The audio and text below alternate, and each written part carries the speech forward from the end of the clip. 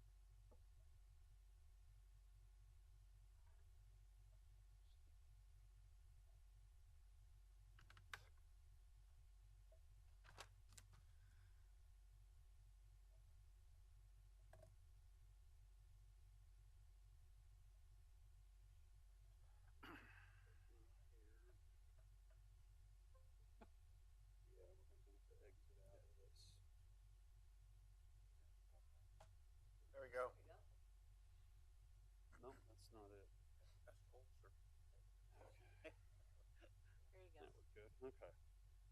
So yeah, I think what the mayor is asking for are two specific slides. So we have, five effective projects associated with the LERTA. So it's 1 through 6 and 8 Center Square, 508 West Canal Street.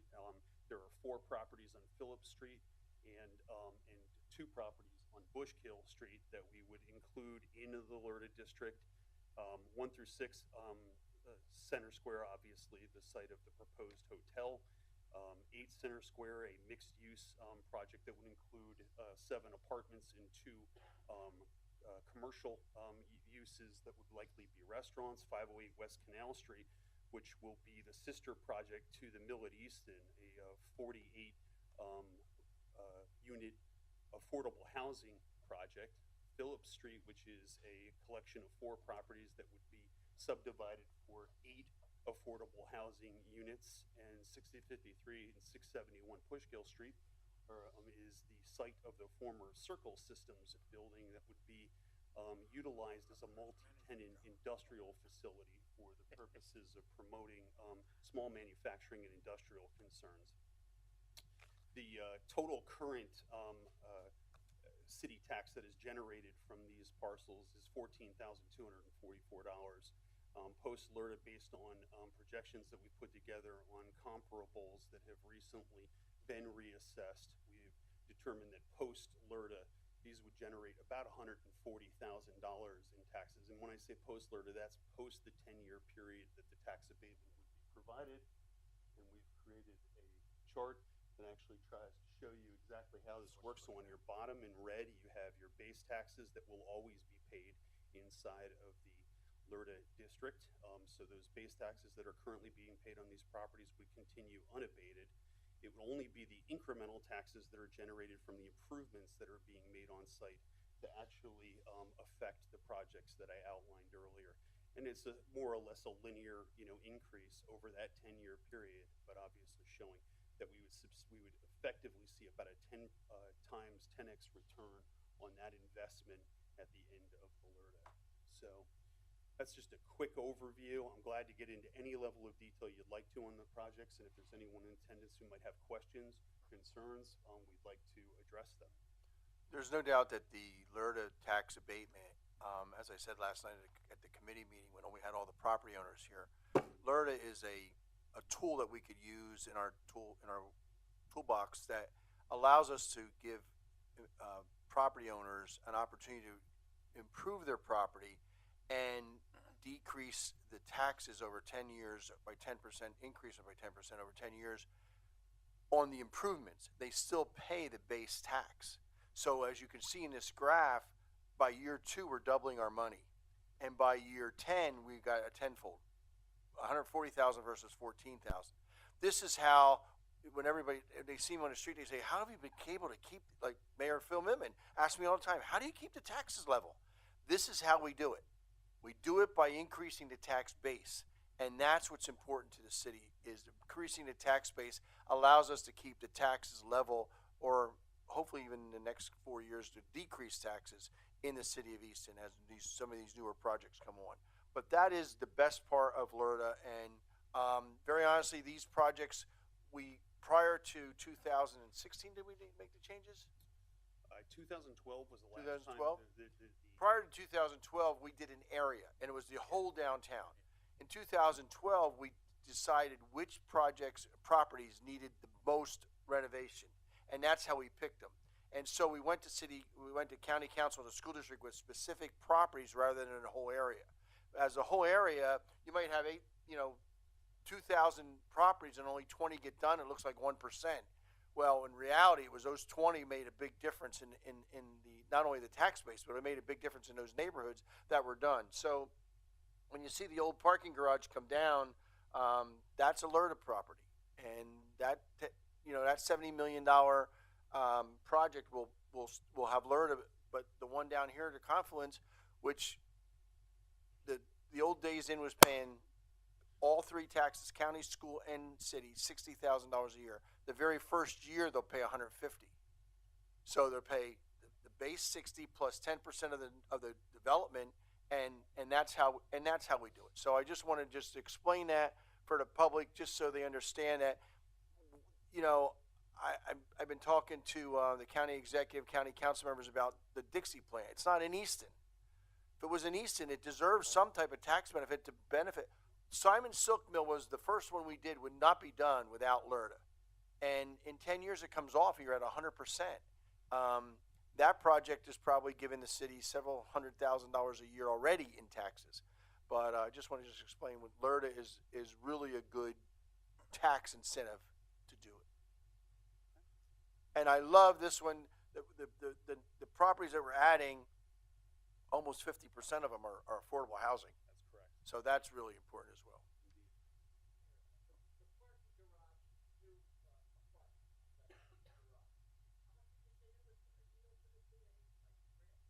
That'll probably yield the very first year about $200,000. Not counting, that's just property taxes, not counting earned income tax. Right. That one's going to yield $150,000 the first year. That's the first year, and then it increments up by 10% per year. Right. So, and thank you for that graph. I think it's a better visual of what actual impact is. Happy to do it. Any questions for the public? Is a public hearing? Any questions from council? Hearing none. Thank you, Mr. Kingsley. Appreciate your presentation last night and tonight. Right, well, thank you. Okay, we're going to go. The 9 is off. Mr. Hopkins, we're going to get, I got to say it, MS4 reduction. The city of Easton took a lot of heat, but now we see that the townships are starting to have to do the same thing, and they're doing it at 300% over the cost that the city's doing it. So we're really happy about that. Not happy. We're not happy anytime we have to add a tax, but that tax was added by the federal government, EPA, and cities were the first ones they came after. Now they're going after the townships as well.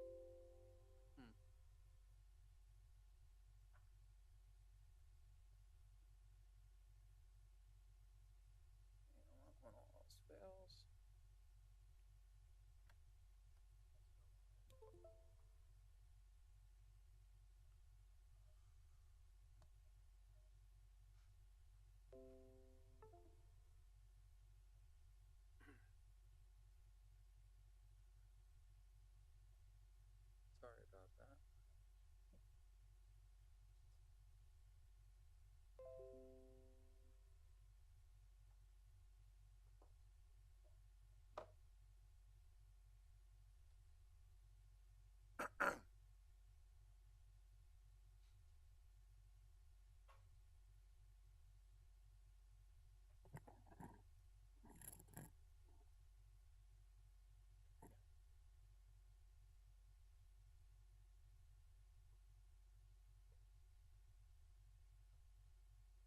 All right, sorry about that. So our MS4 permit, which, as you know, started in 2019 and will end in 2024. This was the first 5-year permit that we had under MS4 that actually required us to build facilities to treat stormwater. So we had to come up with a pollutant reduction plan, or a PRP at the time. What the PRP does, it really develops your roadmap to achieving compliance with the new permit requirements. Our requirement is the annual removal of just a little over 68,000 pounds of sediment. That only really has to do with removing sediment to the Lehigh River, which has been impaired for sediment itself. The way we do that is we construct BMPs, or best management practices, which the DEP issues a manual, and they give you a certain amount of credit for the size and type of BMP that you have, whether it's a bioswale, rain garden. There's all sorts of tactics you can use to get to compliance. some of you may have seen the basins that are in the circle.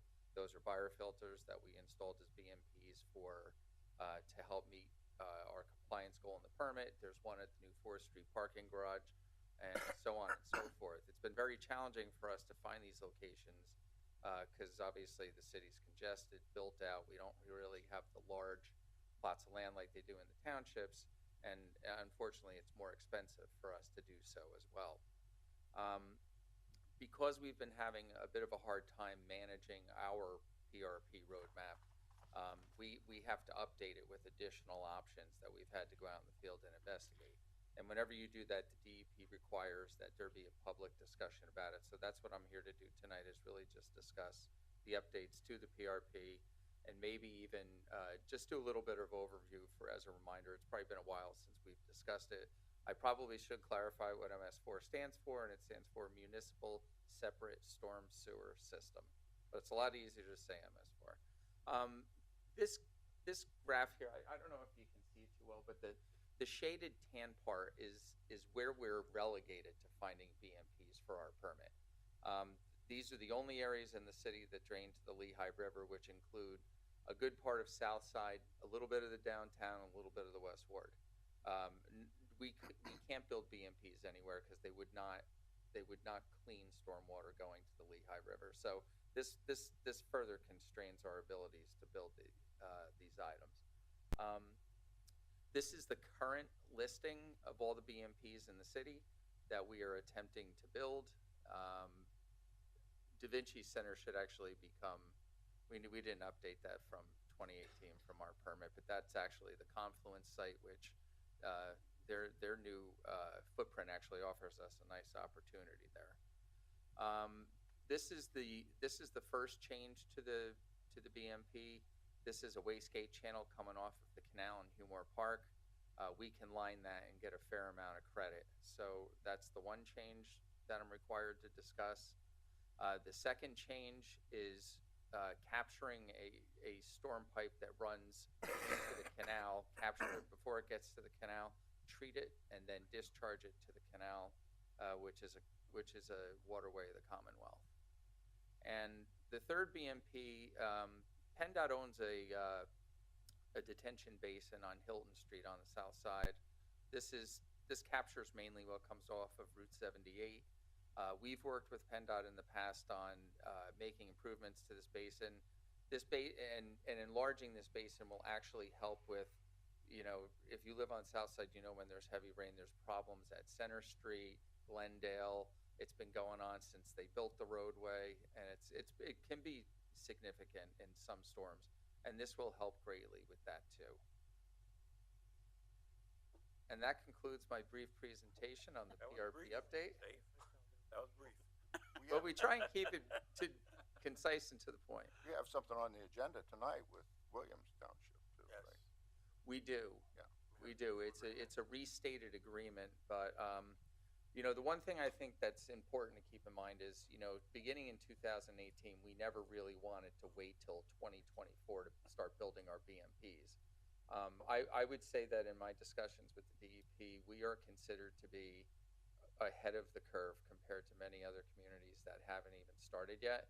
But I will say we probably will not get across the finish line by the end of our permit.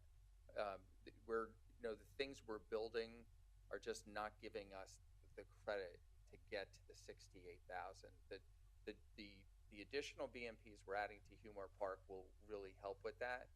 I don't know if there's going to be a repercussion. I can't imagine there is, because I'm not aware of any compliant municipality in the state at the moment. So we're doing our best, and we look at this all the time. We have a great consultant in Gannett Fleming, and we'll just keep chipping away at it till we get to our goal. Another thing to just point out is that street sweeping is a BMP. Sure is. And so we get credit for sediment removal because of our street sweeping program.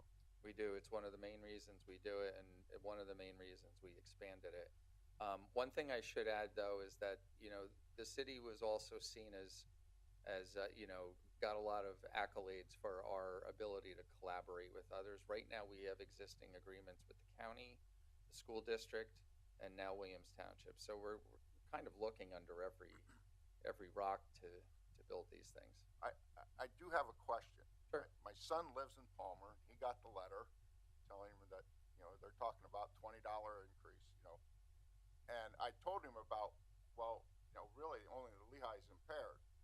And he went online and looked, and he said, in Palmer, the Bushkill and the Shennick are both classified as impaired. And I was like, well, how can you impair the Bushkill in Palmer, but not impair it in Easton? That I don't know.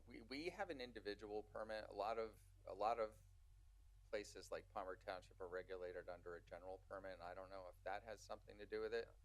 I mean, but I was going to bring it up to you because that would broaden our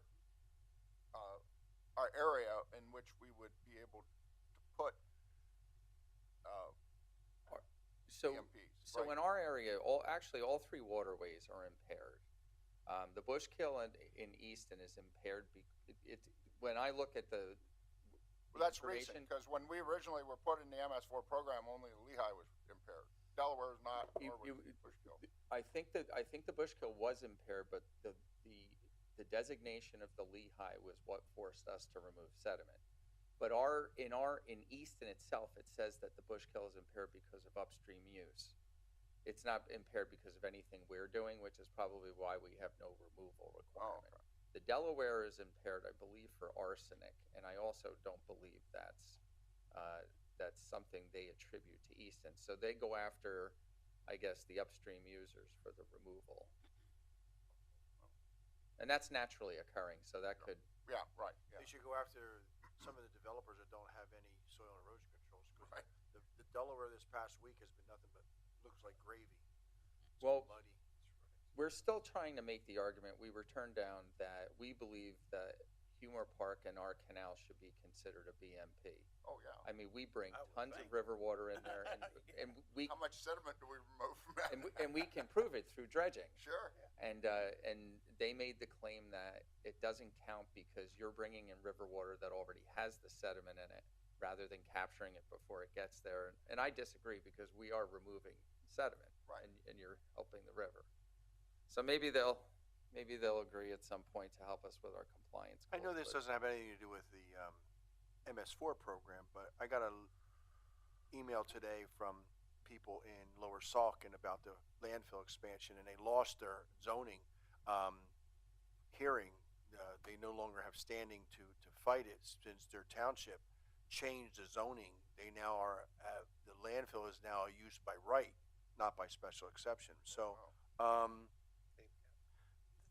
the landfill itself is right along the Lehigh. So will they have their own MS4 program to eliminate waste from going into the Lehigh? If they're an urban area with a population of more than 10,000 that has underground storm conveyance, Okay. they should be regulated as an MS4. Artie? What are all these BMP cleaning units cost?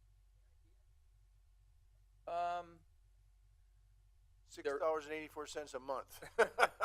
No, that's how household. that's how we pay for them, but they are expensive. So I would say the two in the circle probably cost us $200,000.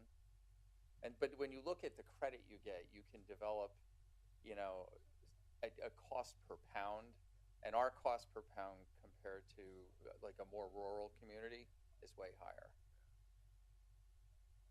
Just because we have to squeeze everything in between utilities, and it's very difficult. Yes.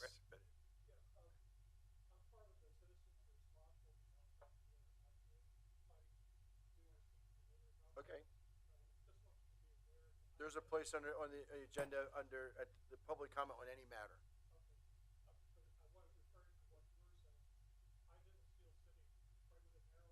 Right.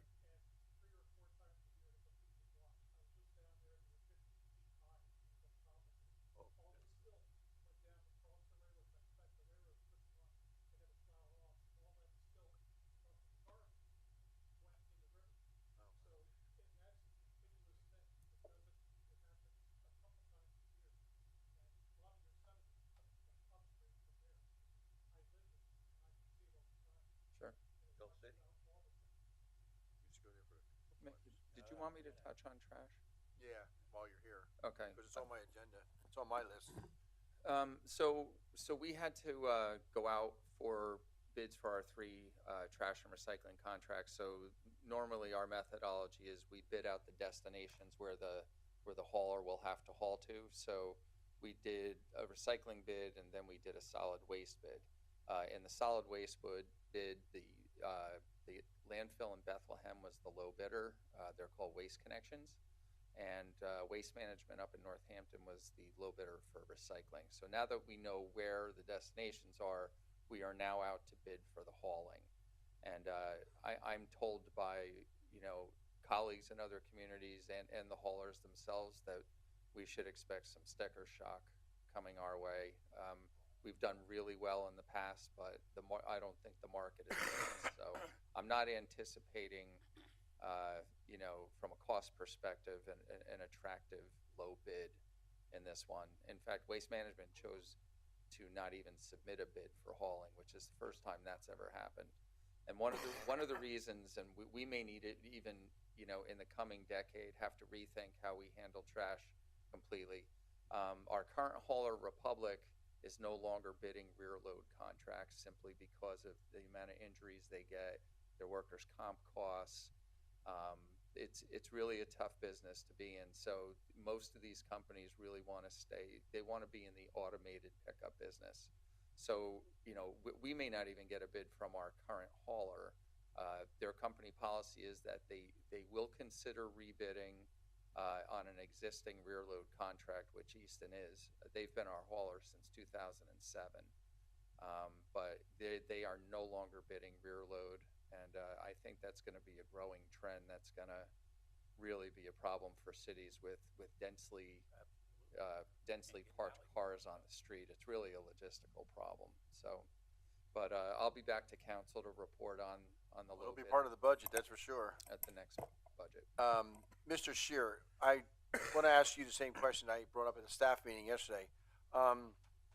If the transportation costs going all the way to Bethlehem adds cost to our hauling portion of the contract, can that not be taken into consideration? For example, if trash company A bids $1,200,000 and trash company B bids $1,300,000, and the cost to transport it further up than the Shrin landfill is $300,000 more, isn't that a savings of $200,000?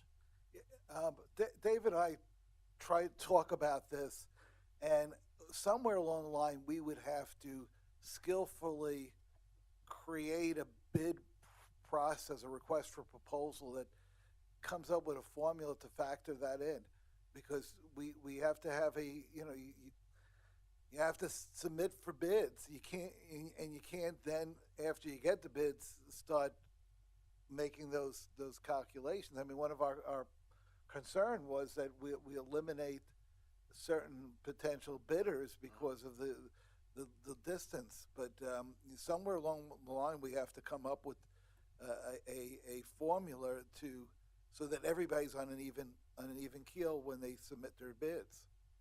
I mean, in other words, the bidder who has to travel further will give us a higher bid, and they may take themselves out. But we have to factor that in, and that's one of the reasons you got those costs up front, so that the bidders are going to know what they might have to pay for.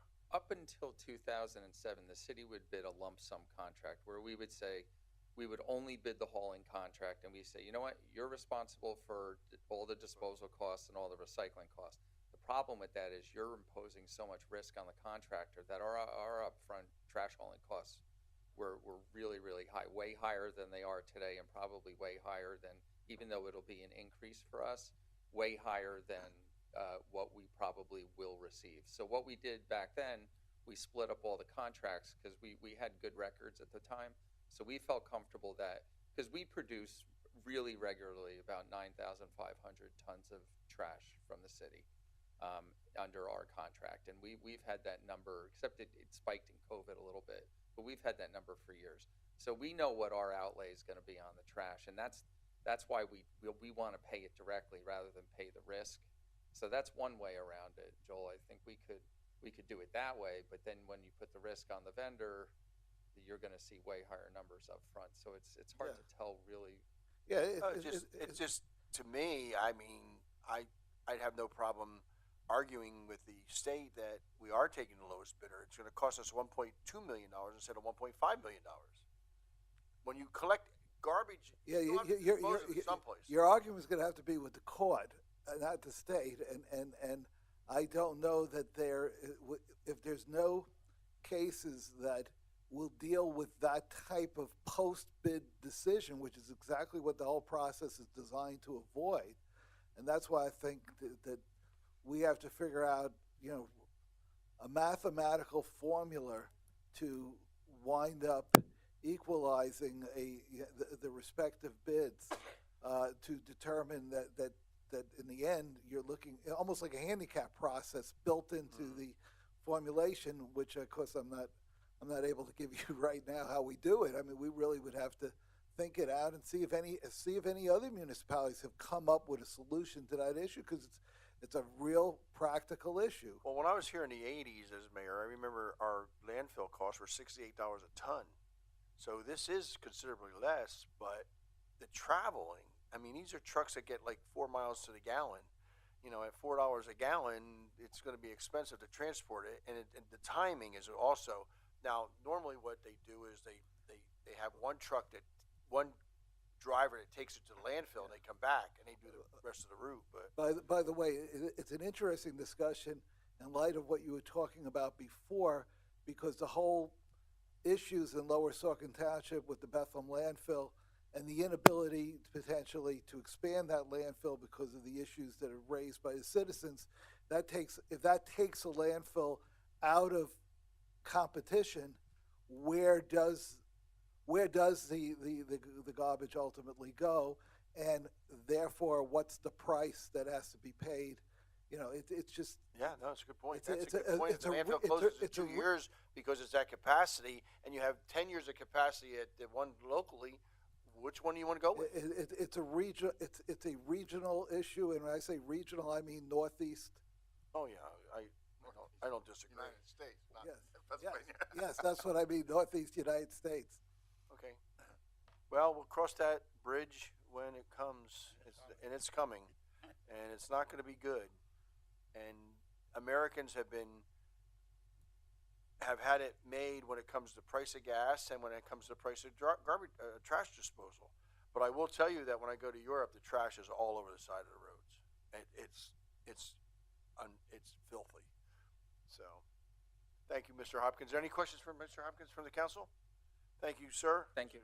Dave, can I have a copy of your thing tomorrow then? Thank you very much.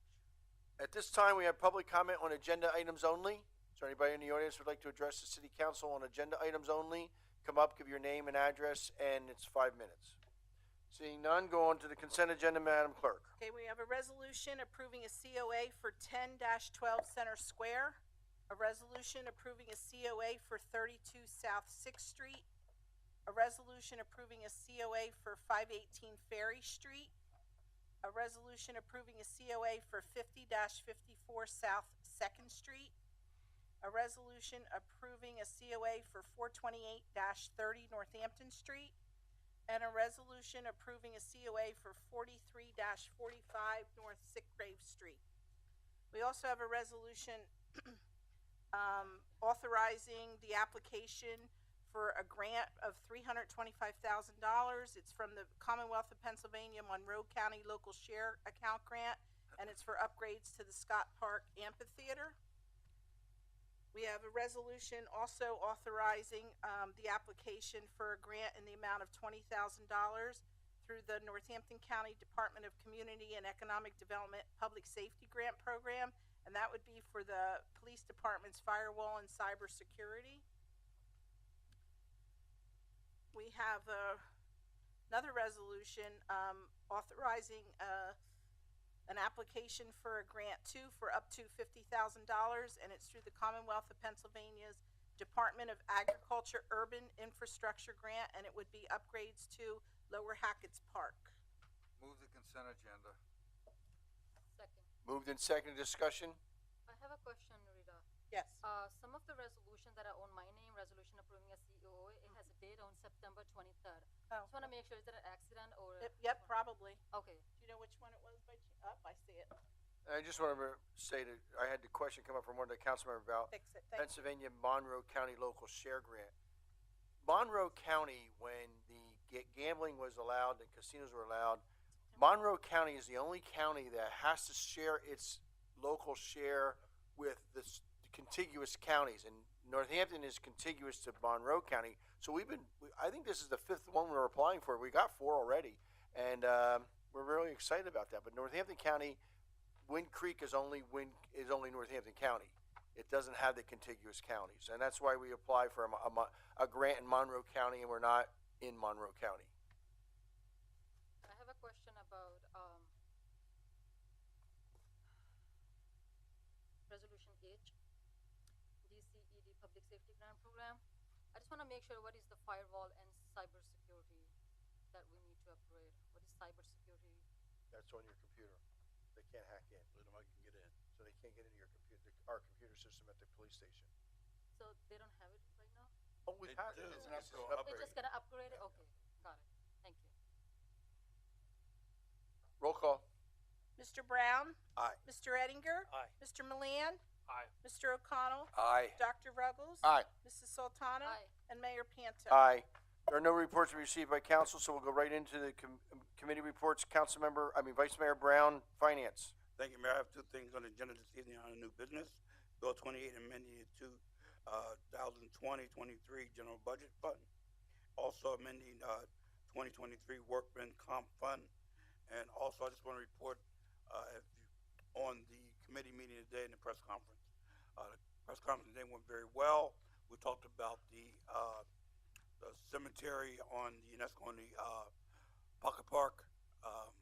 We asked the public to give us some feedback on it. The city now has a website up and running so that we can get information back.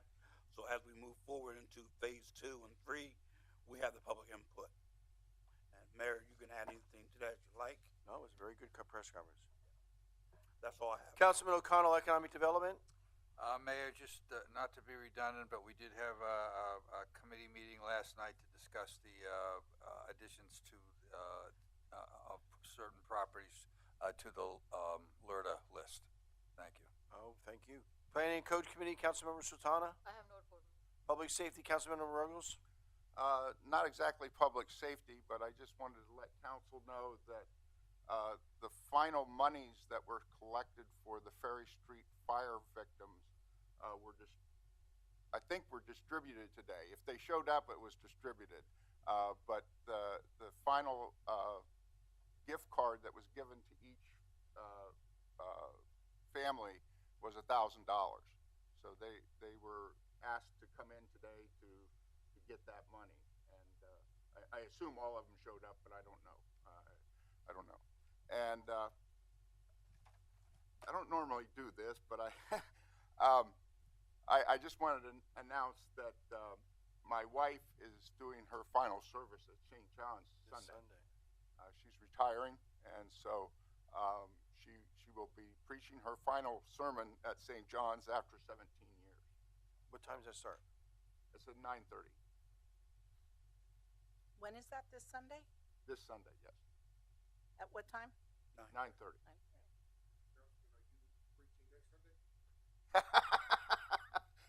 I'm not quite there yet. I have a question, Mr. Ruger. You said she distributed the final amount, because I also collected some amount, and I was thinking to take it to the Dr. Sue. Do you think that would be convenient? Yeah, I didn't know that she was unaware of that, but she had, and I may be wrong in the number, but she had something like $12,000 that she still had, and United Way came in and gave her whatever additional money that was needed in order to get to $1,000 for each family. Okay, so I think the books are closed, so I'm not exactly sure how you might be able to get around doing that. Yeah. Okay. All right, thank you, though. Public Works Committee, Councilmember Eddinger. I have no report, Mayor. Administration Committee, Councilmember Milan. I have no report. Report of Solicitor, Mr. Shear.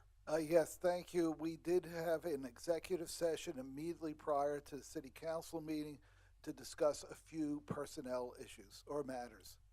Okay, the only thing I have under Mayor's report, you've probably been reading a lot in the paper about the Carl Sterner Arch Trail and our visitors that are coming in and picnicking there and throwing things in the creek and jumping from the bridges, etc. I think the police, Penn Pump Park 2. And the police have done a good job, and so have the Public Works Department. And they put cement barriers along Bushkill Drive so they can't park there. So they're now parking in the Simon Silk Mill parking lot and walking over. We are not limiting it to residents. If a resident wants to walk, hike, or bike, fine. It's the groups of people coming in with picnic baskets and coolers and speakers and all types of things like that. So they've gotten a little bit, they're now, as we learned from our Public Works Department, now they're putting in dark garbage bags and carrying it in so we don't see that there's beer or whatever in there. This is becoming an issue that we don't want to close the park, and we won't close the park completely, but it is a liability for the city because they're jumping off of the bridge. That's not very deep water there, and we're concerned about somebody getting hurt. And with the dams being pulled out over the next couple months, that water is going to be even less. If they're jumping in before a dam, of course the dam is causing a reservoir of water there. So I just want to report that I see the social media they love it. It's usually people who live outside the city have no liability. Their taxes won't go up, but I do want to say that. This past weekend, we had cruise night. Was a tremendous success. We had a lot of people downtown for the cars. We had about 150 classic cars, and the cruise, the entertainment was time-wise. We've come up with a new traffic pattern so that we don't hurt the businesses as much as we normally do when we close down a circle. The 300 block of Northampton Street has been allowed to remain open and to parking. And they go around a quarter way around the circle, and then use the ring road to get by. Also want to mention that this weekend's a big weekend. We have Veg Fest on Saturday, sponsored by the Chamber, and Clam Jam, sponsored by Third and Ferry Fish Market, on Sunday. So it'll be a busy weekend downtown. Yesterday we did have Senior Fest. I want to thank Councilman Ruggles was not there this year, and I missed him because he was always helping me with the cooking. But he had something that he had to do that was more important and answers to a higher authority. And Councilman Brown came down during the day for lunch hour, and Councilman-elect Pinnabone cooked all of 30 hot dogs, but made sure he got his picture taken while he was cooking it. But this was our first year that we didn't have AARP sponsor it, and it was still a tremendous success. It was a real nice turnout, and we gave out $100 in gift cards. We gave out, we had Timewise there as a band. I mean, Lucky 7, not Timewise was cruise night. Lucky 7, and then we had giveaways by a number of the senior service providers. So we really, really appreciated the effort, and it went over really well. In the next couple of months, you'll be seeing a lot of information about parking. We talked about parking yesterday at the staff meeting to try to figure out what we're going to do. We're looking at employee parking permits to get the employees off the street and into the garages, and maybe we have to give it daytime, because right now our employee program doesn't start till 4 p.m. So we're looking at starting it earlier. Very frankly, I don't know what the budget's going to propose yet, but when I get the budget in sometime in September, meter rates are still lower than the garage, and the only way you get people in the garage is if you charge higher rates on the streets. I was in Scranton last week for Senator Casey's mother's viewing, and it's $2 an hour, and the garages are $1 an hour. Well, where are you going to park? I'm going to park in a garage. It's only $1 an hour, and so we're going to be giving you a comprehensive parking plan that addresses the Moose, the parking over there on the 4th Street. That's going to address the rates in the garage, the employees, getting them off the street, and trying to get the residences in the garage rather than on the street. We'll see what we can do. But that'll be all part of the budget presentation, and we'll see what happens with the budget. You may have heard there's been a problem with a fence that's been put up in front of one of the restaurants in downtown. It does not have an encroachment agreement. I did get historic district approval this week, I think. They were on they were on the COA, so we approved it earlier. It was put up without permits. It was put out without an encroachment agreement by council. It was put up without a building permit. It's attached to the sidewalk. We've known about it now for about 2 months, 3 months maybe. I think I got the first phone call back in June, and right after Alfresco started. But we're trying to minimize the impact of that restaurant, who has a business that they have to run. But they're impacting 3 other restaurants in that same area of Lens Court that are complaining every day. Mr. Kingsley is getting all the phone calls, and it's not fair to him. It's not fair to me to get the phone calls from the people that own Pearlie's. But we're trying to resolve it. Maybe the resolve is that it comes down in a few weeks rather, with the end of Alfresco in October, and then we address it during the winter. But if it's going to be there, it has to have an encroachment agreement. All the other restaurants do have an encroachment agreement. You can't just put things in the public right away. So if you hear about it, we're working on it. Last night, unfortunately, we had our first fatality that was due to a fire in a long time. I can't remember the last time that we had a fatality. I'm thinking it was the Spring Garden Street fire up there, but that was very unfortunate. I don't have anything to report about the investigation. It's not completed yet. Also, last week, if you were there, maybe you went to the Pennsylvania Municipal Retirement System. Did give a training program for our employees. We let them out of work to come to the city council chambers. It was packed both sessions to learn more about their pension and how to improve their pension. And one of the things right now, our employees can put up to an additional 16% in their pension, and we're looking at possibly changing that to allowing them to put up an additional 20%. So we'll work that through the staff and come with a recommendation to change the ordinance to allow them to do that. That is only for the non-uniform employees. It does not cover police and fire. Just want to remind everybody that October 5th to 7th, the registration is open right now. Pennsylvania Municipal League Leadership Summit is going to be in Bethlehem this year, so there's no reason not to go. It's close by. And then on 2024 budget, I expect to deliver that to you October 1st, so I'm going to make you come in on a Sunday. No, I'm only kidding. October 2nd, we'll give you that one at 6 o'clock. So Mayor, we already advertised that for noon. Do you want me to change it? Noon? Okay, we'll keep it at noon then. Okay. I'm okay with noon. It was already advertised for that, and that's what we did last year. Okay. Yeah, I know we did that last year. I was just trying to. You give them lunch? No, I'm not giving lunch. Not the way that budget looks. So it'll be Monday, October 2nd at noon. Yeah, October 2nd at noon. Okay. At the second meeting at City Council, I'm going to be having the awards night for the people who've done an outstanding job on their buildings. Let you know that. Just to give you a little bit of an update on the Boys and Girls Club, I received a really nice letter today from Anne Marie Pinella, a supervisor out in Palmer Township, who says she remembers when she moved back here from New York City what Delaware Terrace was like and how much of an improvement and an upgrade the Boys and Girls Club did. This has been an ongoing battle, and I can tell you it's not good. It's not good.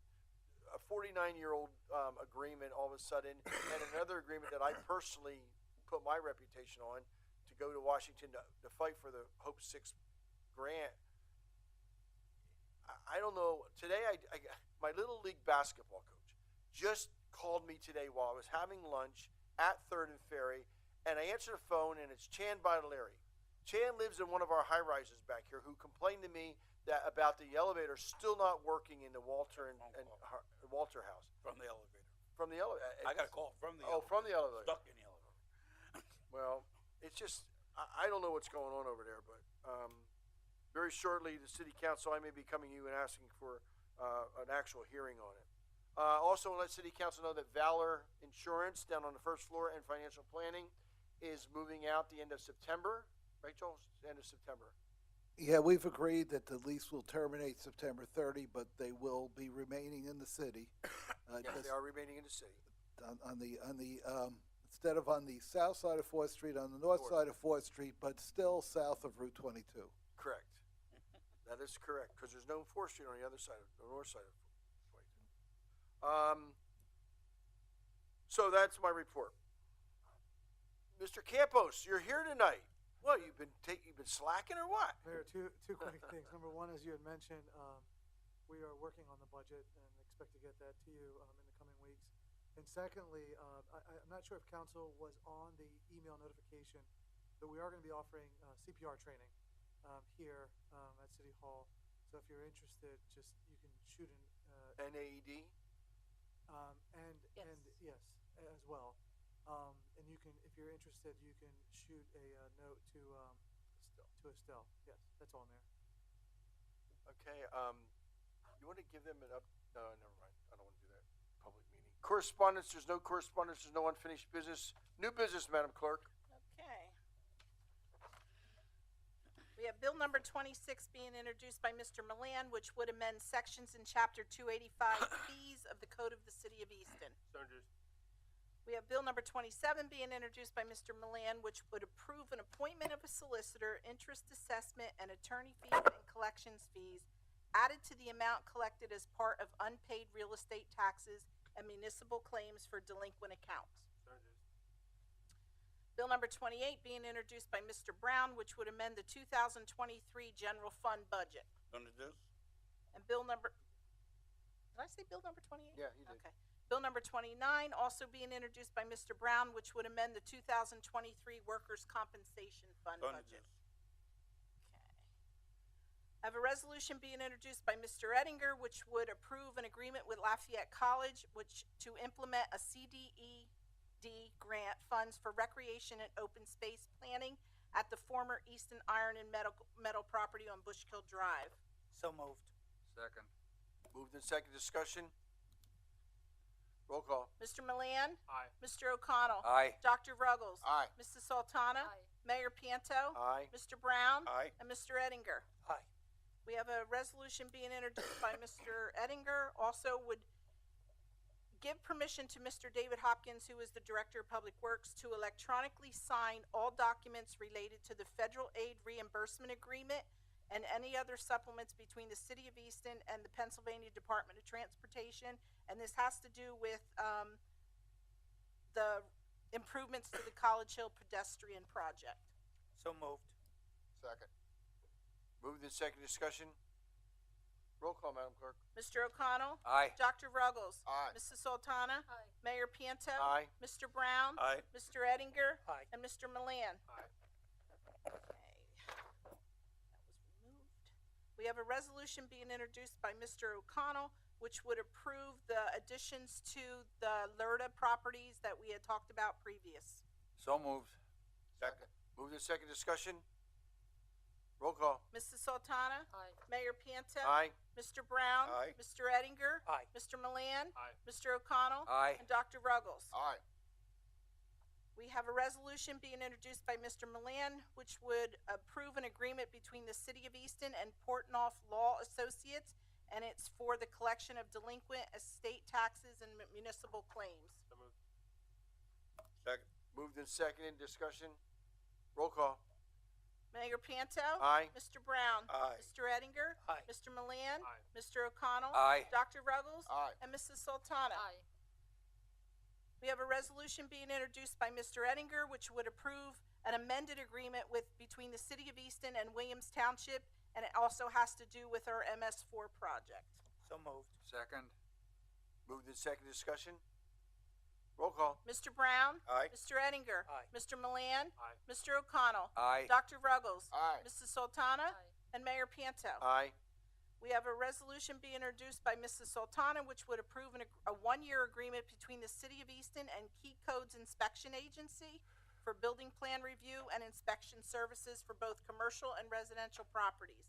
So introduced. Second. Moved in second, discussion. Roll call. Mr. Ettinger? Aye. Mr. Milan? Aye. Mr. O'Connell? Aye. Dr. Ruggles? Aye. Mrs. Sultana? Aye. Mayor Pianto? Aye. And Mr. Brown? Aye. At this point in our meeting, we have a public comment on any matter at all that's related to the city of Easton.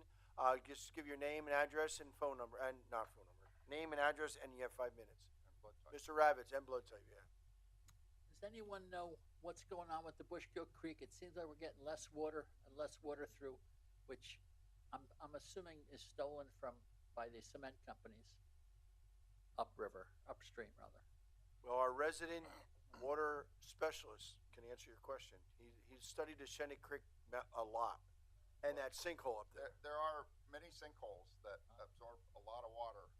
As a matter of fact, one time I witnessed the entire Shenandoah Creek going down a sinkhole. And so from that point on downstream, there was no flow in the stream at all. So they do have problems up near the quarries because the quarries go down. I'm told, I don't know, Dave might be able to verify this, but it's at like 300 feet. You know, they're very, very deep. And so what happens there is that provides what's called a gradient between the stream and the quarry. And the bigger the gradient, the greater the flow. And so the quarries oftentimes pump. I mean, they have to pump that water out that flows in. So I'm sure they have an impact. I've been told, and I haven't looked at this, but I've been told that they actually lined the bushkill up by the quarries to prevent that flow coming in. And so, but the sinkholes are all over the place. And Is that strictly a state matter or is that county matter? I'm sorry? State or county matter? The lining of the creek, is that a county matter or a state matter? Well, the lining would be something that they would have had to gone through DEP to get permits to do that. Yes. Yeah. Wish we could do something about it, but I. Thank you, Mr. Ravitz.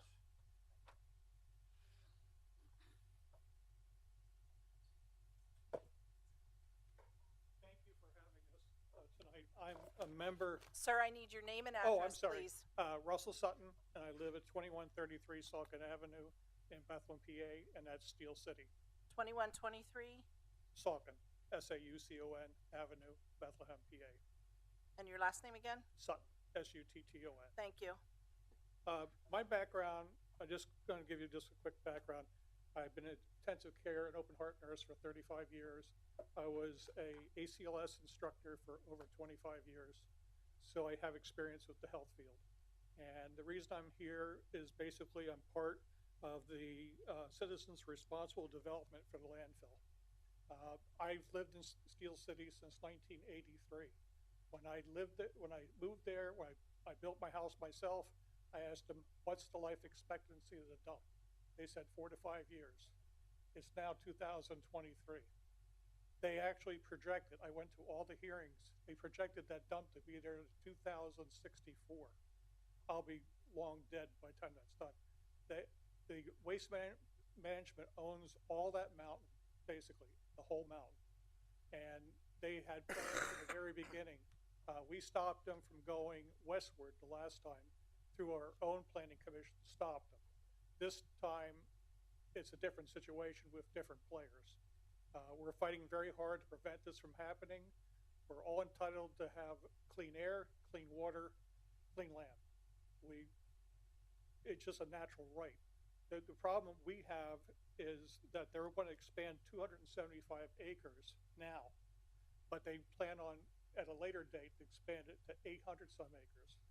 And with this, they do away with exceptional and conditional use. In other words, the dump can expand at any point in time. Yeah, I saw it. The letter that I got from somebody yesterday said that zoning was changed to permit landfills by right. It's not changed yet because the zoning committee has to meet tomorrow night. Oh, okay. And the council meeting is next week on Thursday to determine that. That hasn't been voted on yet. So that's not a done deal. But there are chances for advancing that whole mountain is. It's an ecological sensitive area. We've done studies.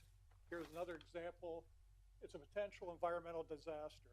We went down there and we've studied. I was a biology major in the past, and we went down and studied the Bull Run.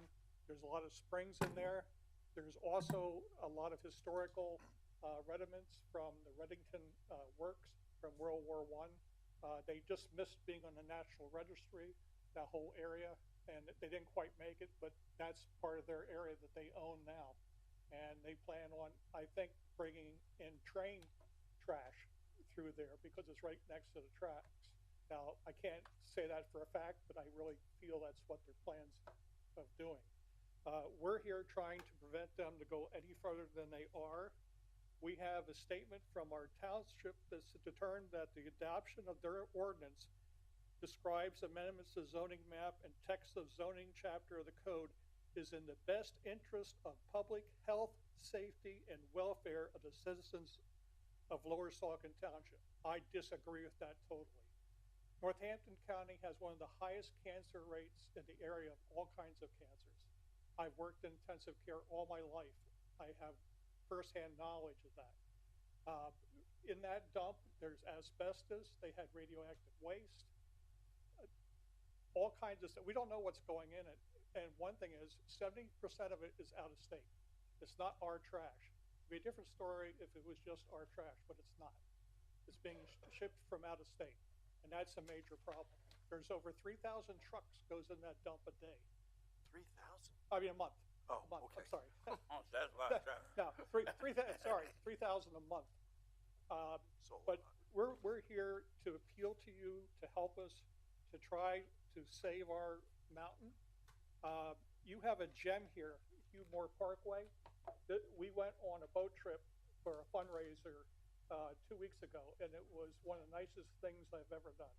And I've been to Paris and I've been to England, but this was exceptional. You have a gem right here in the valley, and you need to protect it. The Lehigh is the 7th most polluted river in the country. And I don't know if you're aware of it or not, the city Bethlehem sewage treatment plant, when we get more than 2 inches of rain, they dump the raw sewage and the effluent that comes from the dump that has forever chemicals right into the water. So anytime it rains more than 2 inches, it gets dumped right into the What's Lehigh. DEP say about that? What's that? I mean, we were fined, what, Dave, $12 million back? No, was it 12 million? No, it was 2 million. It was a lot. No, it was a lot of money. I remember 1980, 1991. Yeah, it was a lot of money. Yeah. We were fined for effluent discharge. But they have, every time it rains more than 2 inches, you can check it out yourself. Wow. It's discharged into Saucon Creek, which is discharged into Lehigh. The Lehigh goes into Delaware, the Delaware goes into Delaware Bay, and God help anybody who's drinking water out of them rivers, because forever chemicals accumulate in your body and they don't go away, and they cause all kinds of cancers. So this, to me, is an environmental nightmare. We're fighting the best fight that we can do, but we need all the help we can. I know your problem with garbage. We have the same kind of problem with garbage. Maybe we can join teams and try to figure out how to either incinerate it. We're getting rid of garbage like they did in the 1800s. We dig a hole and throw it in the ground. Well, I wouldn't go that. I would say we do it a little differently. Yeah, As but a guy who works That's what they're doing at the dump. Yeah, They're well, digging a hole and throwing it in. and that's But the they're whole lining it too. They're lining it. They're double Well, lining. they're lining, and but they're collecting the leachate. yet, yeah, they're collecting it. I mean, it's a little different than it was 100 years ago. Right, it's no different. And that's the whole point. It's 2023. You could incinerate it. You could make byproducts from it. I know We tried to incinerate- incinerate it. Yeah, Lehigh Valley Solid Waste Authority, but back in Yeah. 1986. but you think if we could send a man to the moon in 1969, we could take care of our trash. It comes down to Americans being lazy. We're Yeah, lazy well- population. We're not going to even separate our recycling. I know. Let Well, alone I do. our trash. I do, but I'm an environmentalist. So, but thank you for your time. Thank you. Appreciate it, Russell. I hope that Good you luck. can help us in some sort, and we really appreciate your time. Okay, thanks. Thanks, Rob. Anyone else like to address City Council?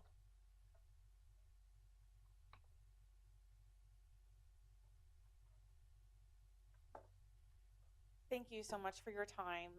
My name is Victoria Optoff Cordero. That's Opthof as in Frank, hyphen C as in Charlie, ORD as in Delta, ARO. I live at 1682 Woodfield Drive, Bethlehem, PA, 18015. And I'm a resident of Lower Saucon Township. I am here not only as a resident of Lower Saucon Township, but also as spokesperson for Citizens for Responsible Development LST, which is now, as of a couple months ago, a nonprofit organization. And our charter is to protect the forest on the Lehigh River just west of Easton. And so I've been here before, and I thank you all for your time. And a few of you have received emails from me, and I thank you if you had the opportunity to read them and consider everything that's happening. I also want to thank you for being a member of our coalition. As you know, back in January, the landfill filed a conditional use application from a zoning ordinance that was enacted in 2022, and you are one of our partners that joined to ask for party status at that time. And the coalition included Easton, Freemansburg Borough, Bethlehem Township, Northampton County, Hellertown Borough, St. Luke's University Health Network, Delaware and Lehigh National Heritage Corridor, over 300 residents that are now a member of our organization through our Facebook page. And in addition, at that conditional use hearing, at least over 100 people received party status as individuals, not including the organizations that had participated. I forgot to mention the Trout organization and also the Delaware Shad Fishermen's Association. So our coalition is big, and we thank you for being a part of that. As you know, in May, the conditional use proceedings were delayed or stayed indefinitely because we won our court case, which challenged the underlying zoning in 2022. Since that time, the township has introduced a new zoning ordinance, which is what the email you received was about. And that's the one in which now, because of the overwhelming public concern and opposition to this landfill expansion proposal, they are proposing a zoning ordinance which would change the use from special exception to permitted as of right. And I'm sure that you've dealt with many zoning things in the past, but when it's permitted as of right and the ordinance becomes active, it just means the developer submits an application and the zoning officer reviews it for compliance with regulations. It removes effectively your ability to participate in the conditional use proceedings that you did in January on the same exact issue. And it removes everybody's right to participate in and put in meaningful regulations and or recommendations, concerns.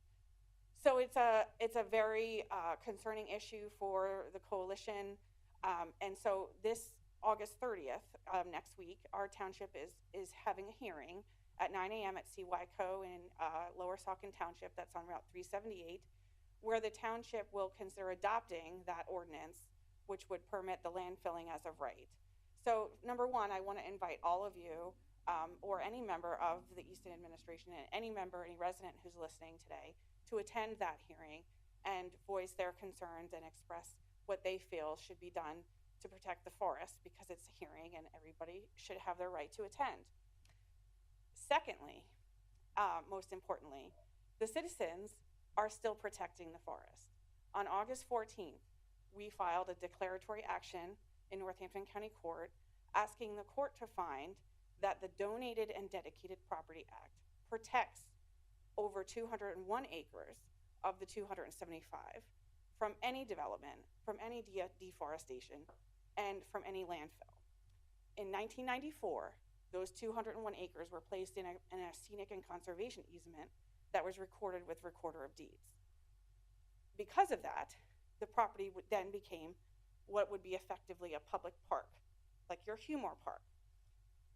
Once it becomes a public park, the municipality has a duty to protect it and to notify residents, give you standing, give anybody who would be nearby notice that they would be rezoning and that they would be seeking to remove that public land. So that is now filed in Northampton County Court. Bethlehem Township and Hellertown Borough have already voted to intervene in that action. and I would like Easton to consider protecting your interests. As you may know through the documents that your solicitor has received, the easements specifically reference the Delaware and Lehigh National Heritage Corridor.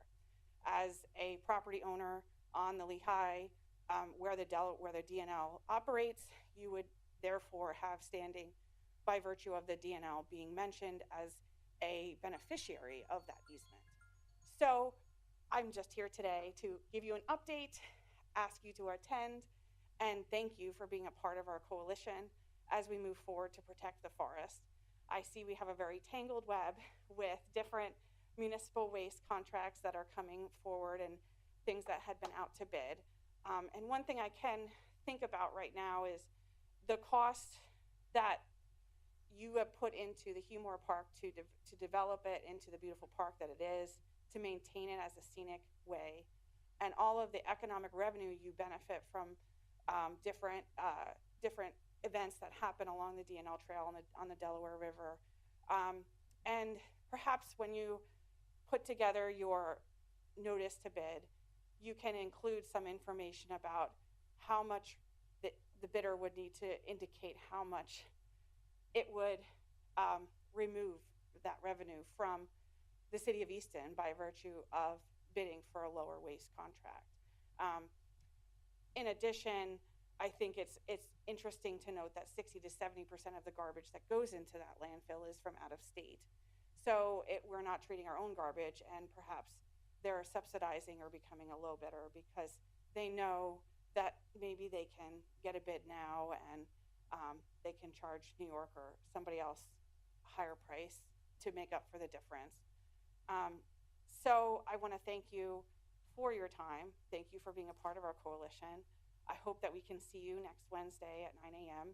We will have continental breakfast available because it is our township, it is our Lehigh Valley, it is our Lehigh River, it is our Delaware and Lehigh National Heritage Corridor, and together we will win. Where is this meeting going to be held at? CYCO. CYCO Fire Hall on Route 378. Right down from Yanni's. I'm happy to answer any questions if you have. Thank you, Victoria. Thank you so much. Anyone else like to address City Council? I want to thank Councilmember-elect, Councilmember Rose left.